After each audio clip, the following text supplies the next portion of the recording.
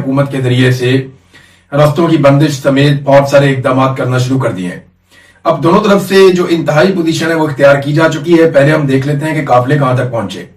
अगर आप आजाद कश्मीर का नक्शा देखें तो ये जो लोग चले थे निचले इलाकों से, यानी भिम्बर से, मीरपुर से, डुडियाल से, फिर उसके बाद ये लोग कोटली गए और वहां से अब ये काफिले आगे बढ़ते हुए पुलंदरी तक पहुंच चुके हैं।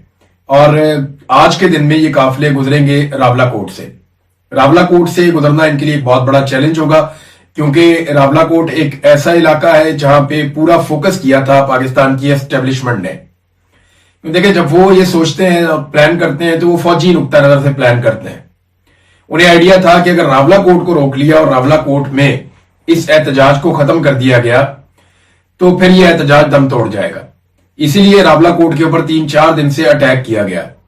रावलाकोट के जो मेन सीनियर रहनुमा थे जॉइंट अवामी एक्शन कमेटी के, उमर नजीर कश्मीरी, उन्हें भी गोलियां लगी।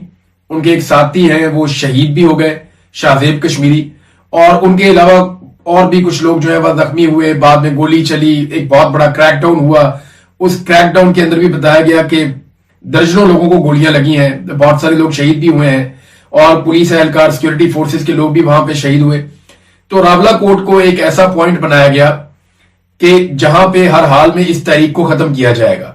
अब आज के दिन में रावलाकोट से अवाम की बहुत बड़ी तादाद ने, कश्मीरियों ने गुजरना है। अगर वो ये रुकावट अबूर कर देते हैं तो फिर उसके बाद बाग है।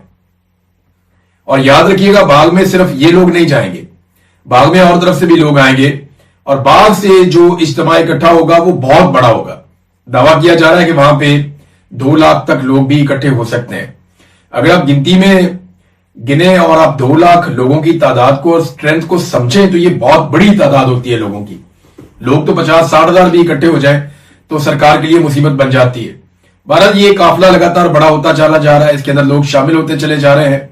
मुख्तलिफ यूनियन काउंसिल से, मुख्तलिफ हलकों से, मुख्तलिफ इलाकों से अवामी एहतजाज इसके अंदर शामिल होता चला जा रहा है। कोटली जो है वहां पे पूरी कोशिश की गई, वहां पे गोली भी बहुत चली, वहां पे लोग जांबहक भी हुए, सिक्योरिटी वाले भी बहुत जख्मी हुए। एक खातून वहां पे जांबहक हो गई। उनके अलावा कुछ और उसके बारे में वाकया ये बताया जाता है कि 4 डेड बॉडीज लाई गई थी DHQ हॉस्पिटल में। वहां पे जब मकामी लोग पहुंचे, कुछ जख्मी भी थे, उन्हें खून देने के लिए, और उससे पहले कुछ लोग वैसे भी रूटीन में आए हुए थे अस्पताल में, तो अस्पताल को सिक्योरिटी फोर्सेस ने घेर लिया और वहां दोबारा लड़ाई शुरू हो गई। और वहां जब दोबारा फायरिंग हुई तो उसमें एक खातून समेत 3 लोग मजीद वहां पे शहीद हो गए। तो टोटल बाद में जब पता चला शाम को तो 8 डेड बॉडीज अस्पताल के अंदर मौजूद थी। तो ये इंतहाई अफसोसनाक सूरत हाल थी। एक डॉक्टर थे, वो अपनी छत पे खड़े हुए थे, नौजवान डॉक्टर बिल्कुल, और एक गोली आई, उन्हें लगी और वो भी शहीद हो गए। अब बहुत सारे नौजवानों की तस्वीरें सामने आ रही है, उनकी वीडियो सामने आ रही है और बताया जा रहा है कि ये फला जगह पे ये लोग शहीद हुए हैं। डेड बॉडीज के हवाले से कुछ दावे किए जा रहे हैं कि लोगों को उनकी डेड बॉडीज नहीं दी जा रही, ताकि लोग जब दफनाने जाएंगे या नमाज जनाजा करवाएंगे तो उसमें बहुत बड़ी तादाद में मजीद लोग इकट्ठे हो जाएंगे, और जब लोग इकट्ठे होंगे तो फिर वो एहतजाज के अंदर शामिल हो जाएंगे। लिहाजा डेड बॉडीज नहीं दी जा रही। इसमें अहमद फरहाद साहब ने एक इंकशाफ किया। उन्होंने कहा कि मुझे तवातर के साथ खबरें मिली कि रावलाकोट में शहीद होने वालों की लाशें उनके लवाहिकीन को नहीं दी जा रही। मैंने बड़ी मुश्किल से रावलाकोट के नजदीकी इलाके खाई गला के उस्मान साबिर के भाई का नंबर हासिल किया। उसके भाई का नाम इमरान है, जो 7 जून की शाम रावलाकोट CMH के बाहर कत्लेआम का निशाना बना। उस्मान के भाई इमरान ने कहा कि मैं CMH लाश लेने गया तो मेरे सामने पुलिस लाश वहां से ले गई। मैंने उनकी बहुत मिन्नतें की कि मेरी बेवा मां है और उसकी आंखें भी नहीं है, तो वो लाश की मुंतजिर है। तो पुलिस ने ये कहकर लाश नामालूम मकाम पर मुंतकिल कर दी कि ये कौन सा कोई हज करके आया। मोहम्मद इमरान अगले रोज थाने गया तो पहले उसे किसी कर्नल साहब के पास जाने का कहा गया और फिर यह कहकर वापस भेज दिया गया कि लाश अमानतन दफना दी गई है। मोहम्मद इमरान ने तस्दीक की है कि बाज लोगों को इस शर्त पर लाशें वापस दी गई कि वो लिख कर दे कि उनका अजीज एक दहशतगर्द था। मोहम्मद इमरान से अपनी तफसीली टेलीफोनिक गुफ्तगू वो कह रहे हैं, मैं बाद में अपलोड कर दूंगा, वो तफसीलात जब आएंगी तो आपके साथ शेयर करूंगा। और कुछ और लोगों ने भी इस तरह की खबरें दी हैं कि जो डेड बॉडीज हैं वो नहीं दी जा रही लवाहिकीन को, और वो इसलिए नहीं दी जा रही कि ये लेकर जाएंगे, नमाज जनाजा करवाएंगे, वहां पे लोग इकट्ठे होंगे और जो लोग इकट्ठे होंगे वो भी इस एहतजाज का हिस्सा बन जाएंगे। कश्मीर के अंदर मवासलात का निजाम दरम बरम हो चुका है। वहां पे इंटरनेट मोबाइल फोन, इन चीजों की बंदिश है, लिहाजा आपको बराह रास्त खबरें नहीं मिल सकती। बहुत कोशिश करने के बाद कुछ छोटी मोटी खबरें वहां से निकल रही हैं। जो खबरों का एक फ्लो है, जिस तरह होता है किसी भी इलाके में इस किस्म की कार्रवाइयां की जाएं, वो इस तरीके से नहीं हो रहा। लेकिन ये काफिले आगे बढ़ते चले जा रहे हैं और अब पुलंदरी को क्रॉस कर रहे हैं।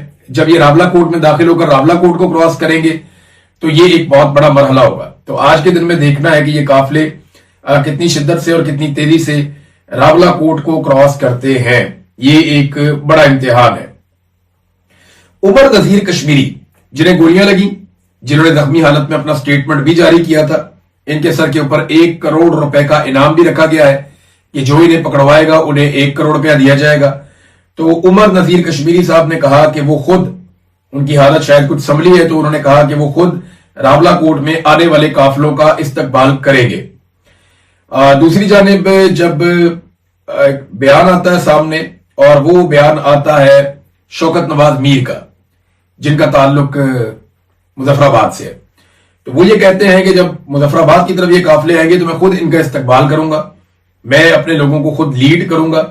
ना अभी तक मैं गिरफ्तार हुआ हूं और ना मेरी लोकेशन का इनको पता है, तो मैं पहली गोली खुद खाऊंगा और ये सारे मुकदमात भी वापस लिए जाएंगे और हम अपने मकासद में कामयाब हो जाएंगे।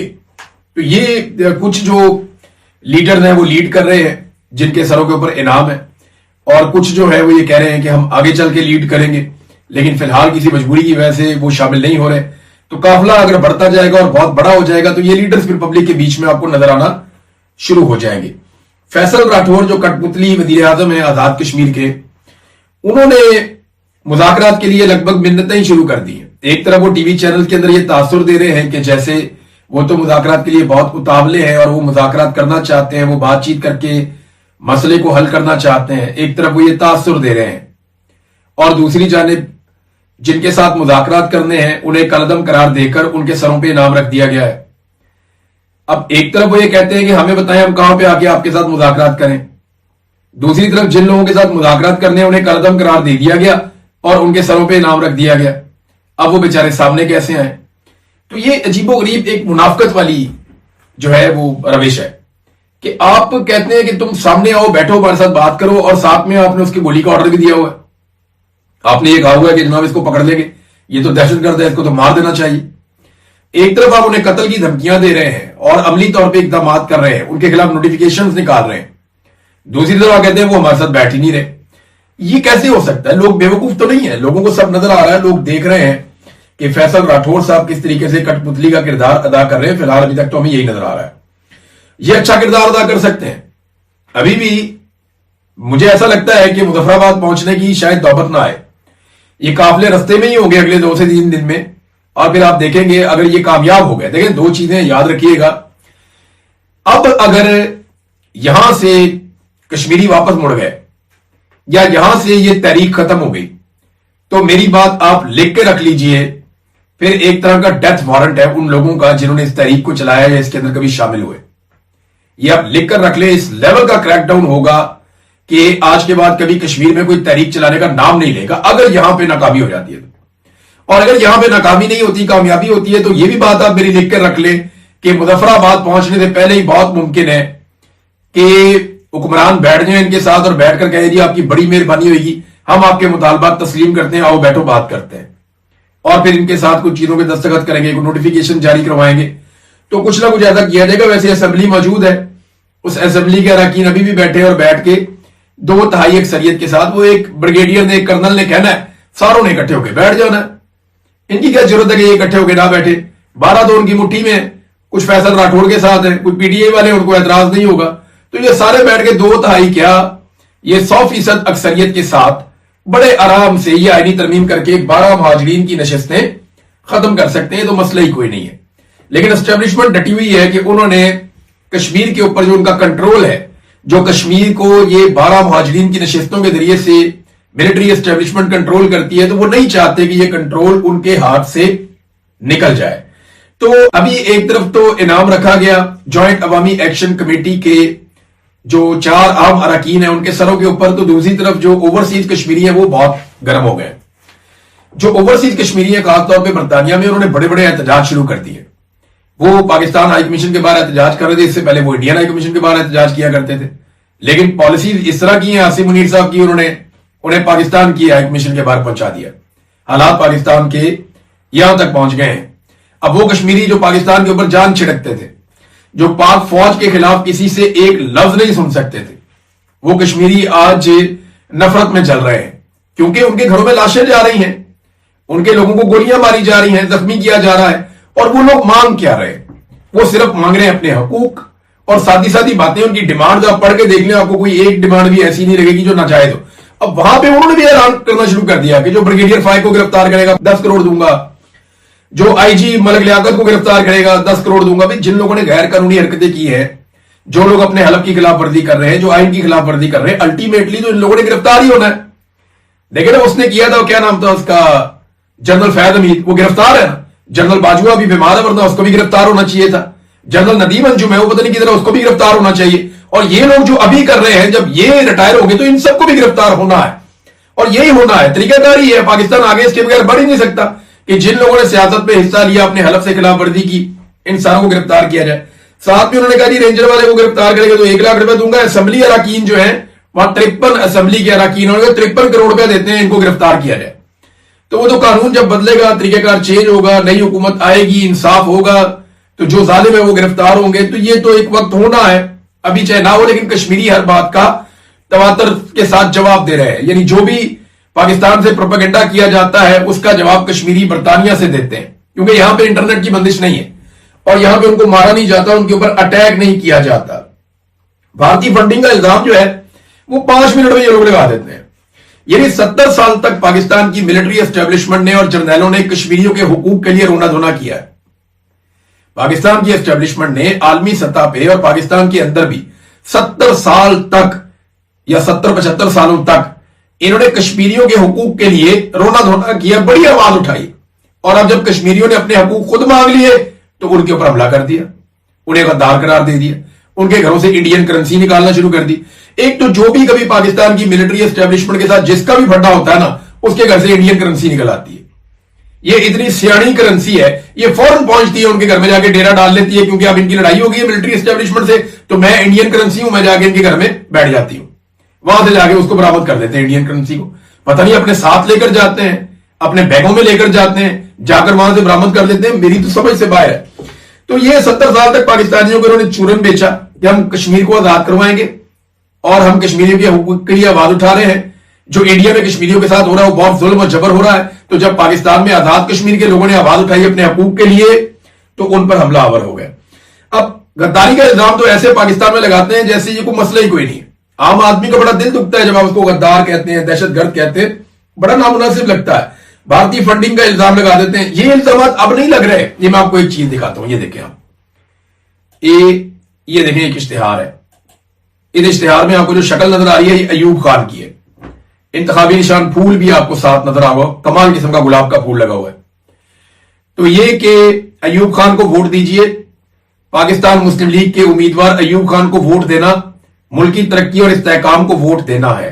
ये अयूब खान जब वोट मांग रहा था फातिमा जिन्ना साहिबा के खिलाफ, तो जाहिर है कि अब्दुल गफ्फार खान काबुल सिर्फ इसलिए गए हैं कि पख्तूनिस्तान का कजिया फिर पैदा करें। अब्दुल गफ्फार खान और उनके साथी इसमें मिस फातिमा जिन्ना के साथ पख्तूनिस्तान के लिए काम कर रहे हैं। यानी कायद आज़म की बहन पाकिस्तान को तोड़ने के लिए काम कर रही थी, ये अयूब खान ने कहा, और बाद में याहिया खान ने पाकिस्तान तोड़ दिया। आपको इन हकायक का इल्म होना चाहिए। फिर आगे एक शेर भी लिखा हुआ है कमाल किस्म का, बुनियादी जमहूरियतों के अरकान की हैसियत से आपको हकायक की रोशनी में फैसला करना चाहिए। एक डिक्टेटर जो इश्तिहार छाप रहा है उसमें जमहूरियत का नाम लिखा हुआ है। याद रखिए पाकिस्तान दुश्मनों में घिरा हुआ है। ये जुमला अभी भी आपको सुनने को, अभी कोई जर्नैल बोलेगा ना, यही बोलेगा पाकिस्तान दुश्मनों में घिरा हुआ है। ये बात अयूब खान भी कहता था। खुदा ने पाकिस्तान आपकी हिफाजत में दिया है। देखा, आज भी यही कहते हैं जर्नैल के जनाब, पाकिस्तानी कौम पाकिस्तान की हिफाजत करती है, पाकिस्तान हर शख्सियत से बुलंद है। ये भी आज जर्नैल कहते हैं। यानी पहले फातिमा जिन्ना से बुलंद कर दिया पाकिस्तान को, आज इमरान खान से बुलंद कर दिया, उससे पहले बेनजीर से बुलंद कर दिया, उससे पहले भुट्टो से बुलंद कर दिया, और पाकिस्तान का अगर पाकिस्तान हर शख्सियत से बुलंद है तो आसिम मुनीर से भी बुलंद होना चाहिए, अयूब खान से भी बुलंद होना चाहिए, परवेज मुशर्रफ से भी बुलंद होना चाहिए, कमर जवेद बाजवा से भी बुलंद होना चाहिए। तो ये शख्सियात नहीं है, ये तो जो चाहते हैं अपने भुट्टो के साथ कर देते हैं। तो नाज़रीन, पाकिस्तान हर शख्सियत से बुलंद है, पाकिस्तान को तरक्की की जरूरत है। ये जर्नैल तब भी कहता था, अब भी कहता है। तरक्की को इस्तेहकाम चाहिए, तब भी इस्तेहकाम, अब तो इतना इस्तेहकाम चाहिए, बेचारों ने एक इस्तेहकाम पार्टी भी बना दी। और इस्तेहकाम को मजबूत हुकूमत चाहिए, मजबूत हुकूमत। याद है ये अभी जो मौजूदा मिलिट्री एस्टेब्लिशमेंट है हुकूमत को मजबूत कर रही है, कभी नशस्तें छीन लेते हैं, कभी जिमनी इलेक्शन में जितवा देते हैं, खवातीन की मखसूस नशस्तें छीन लेते हैं। हुकूमत को मजबूत करना है, इस्तेहकाम लेकर आना है। समझ आ रही है ना आपको? ये पुरानी कहानी है, ये स्क्रिप्ट चेंज नहीं हुआ। आपको पाकिस्तान का मुस्तकबिल जज्बात की बिना पर नहीं बल्कि सोच समझ कर तय करना है। आज भी पाकिस्तान तहरीक इंसाफ के लोगों को, आज भी कश्मीरियों को, आज भी चाहे बलोच हैं चाहे पश्तून है, कोई भी है, आज भी उन सबको ये जर्नैल क्या कहते हैं? ये जज्बाती लोग हैं। वो इन्हें जज्बाती कहते हैं। कौम के जज्बात से खिलवाड़ इन्होंने हमेशा खुद किया और आज ये कहते हैं जज्बाती लोग हैं। आज की तारीख में जो सबसे जज्बाती तकरीर है जो की गई है वो तो कैप्टन लियाकत ने की है। कैप्टन रिटायर्ड लियाकत जो फौज से आया इधर पुलिस के अंदर और अब आईजी बना हुआ है यहां पे कश्मीर में, सबसे जज्बाती तकरीर अपने सीने पे हाथ ठोक ठोक के तो उसने की है। तो जज्बातियत के खिलाफ नहीं है, जज्बात जब इनके मफाद के खिलाफ हो जाए तो ये जज्बात के खिलाफ हो जाते हैं।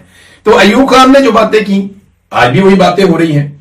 कभी फातिमा जना गद्दार, कभी लियाकत अली खान गद्दार, कभी शेख मुजीब गद्दार, कभी इमरान खान गद्दार, कभी जुल्फिकार अली भुट्टो गद्दार, कभी बेनजीर भुट्टो गद्दार, कभी नवाज शरीफ भी बीच में गद्दार। तो ये सारे गद्दार हैं। हम देखें कितने सारे गद्दार हैं। वो बुगटी भी गद्दार था, अकबर बुगटी, वो भी गद्दार। फिर वली खान, वो भी गद्दार था जबरदस्त किस्म का। फिर जनाब जितने उलमा इकराम गुजरे वो भी सारे गद्दार थे। पाकिस्तान में गद्दारों का एक मेला लगा हुआ है, कमाल गद्दार है। कोई सहाफी है तो वो भी गद्दार है, जो सवाल पूछे वो भी गद्दार है।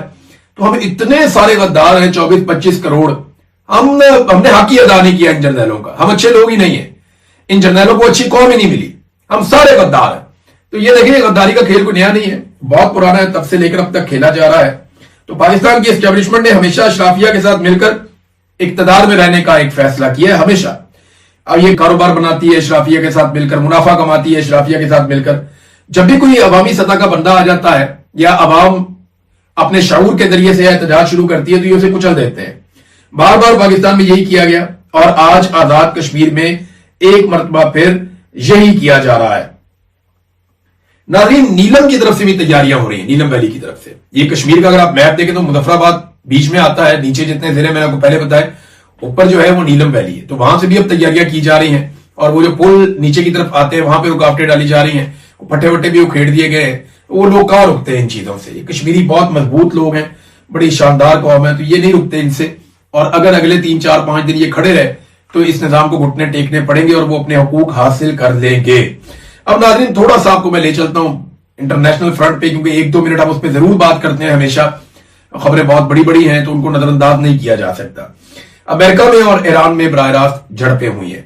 वाकया कैसे हुआ वो मैं आपको बता देता हूं। असल में अमेरिकन बड़े आराम से, खामोशी से, जो वो हमेशा करने की कोशिश करते हैं, आपने हुर्मुज़ में से एस्कॉर्ट करके कुछ टैंकर्स को निकालना चाह रहे थे, तेल के टैंकर्स को, ईरान की मर्जी के खिलाफ। तो ईरान ने कुछ ड्रोन दाग दिए जो उन टैंकर्स के लिए आए। उनमें से एक अमेरिकन अपाची हेलीकॉप्टर है, वो